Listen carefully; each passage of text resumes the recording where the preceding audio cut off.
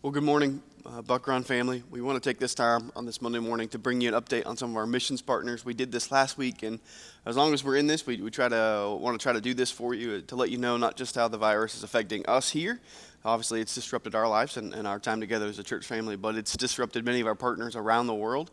And so we're trying to keep you updated so that as you pray, you can pray specifically for them. So, Scott, would you update us on? I know things have changed even in the last 24 hours for some of our missions partners. Yeah, so we have 4 missions partners this has affected the most. So I want to update you on them.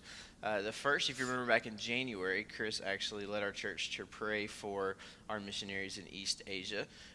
They were on the front lines of the coronavirus spread and were actually evacuated from that country, or now somewhere else in Southeast Asia.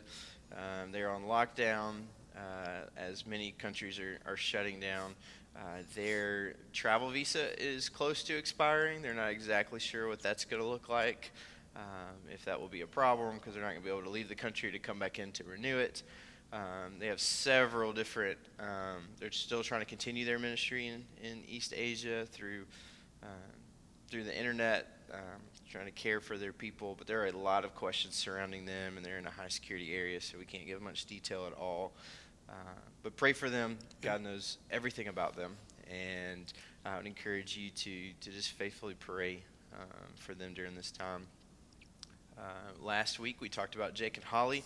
They too were in South Asia, and they had just gotten there on the ground. We asked you to pray as they began to set up things, find a place to live. They did find an apartment, and then their city was about to shut down, which would have led them not to be able to get electric up, any of those things. One of their family members has some health problems that makes them a little more vulnerable to the COVID virus.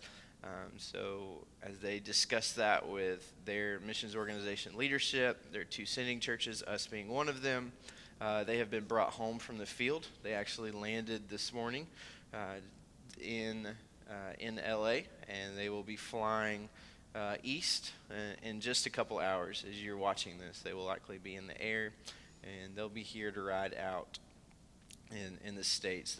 They'll settle back in Tennessee for a little while, and they'll ride out this virus until they figure out when they can get back over to their new home that they were at for just a couple days. Yeah. So pray for them. They have young kids. They've been in 3 countries in the last 10 days, all over the world. So just pray for them as they settle back and for their health. And then Kenny and Cheryl Morris are dear friends and Buck Run members that are IMB missionaries in Panama. They were actually stateside for a few weeks on a planned trip. They got word on Friday, I believe, that Panama is about to close its borders. There's a lot of spread of the virus there. They're about to close, and they wanted to be where their home really is, and that's in Panama. While they were here checking on family, and it was a hard decision, and they went back, and they were able to get in right before the border closed. So they're back in Panama, and I love their heart for their country of Panama, the people, their partners that they're equipping. If you've not been able to go to Panama yet, when all this settles, you should go on a trip to Panama and see some awesome missionaries in action. So grateful for Kenny and Cheryl. Pray for them. They've got parents that they would like to be able to care for here, but they went back before until they couldn't go. They wouldn't risk being stuck here. So grateful for them. And then the Butlers out in San Francisco. It started with what was a shelter in place for the Bay Area. That's now spread to the entire state of California.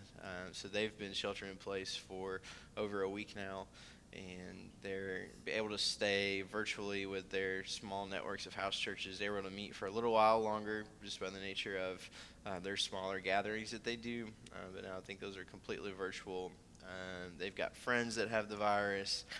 They're seeking to care for them and encourage their people, and the mission goes on, though. They are passionate about equipping others for church planting and evangelism, and they're now setting up virtual trainings, and just really excited for all of our missions partners. This is not stopping the spread of the gospel.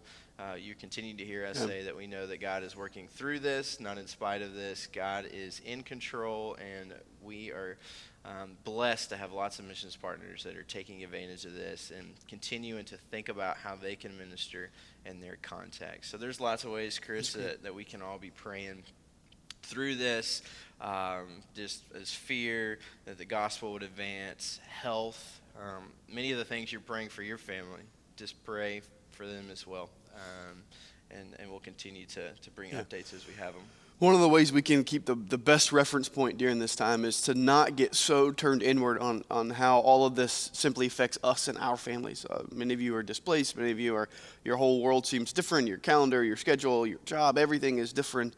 But it's helpful for us to think about not just how this affects us, but how it affects other people. We've just mentioned 4 partners for whom this has disrupted their whole world as well, causing them to move to the other side of the world and then move back and then move back again. And so just one of the ways we would encourage you to do that during this time is to pray specifically for these 4 partners. We'll try to bring you updates so you can pray and know sort of where they are and what's going on in their life. But let's pray that this would be over and that they would get to go back all to their homes and be able to serve well where God has placed them. Be praying for their families, for their kids, for their ministry, for what the Lord's going to do for them in the future.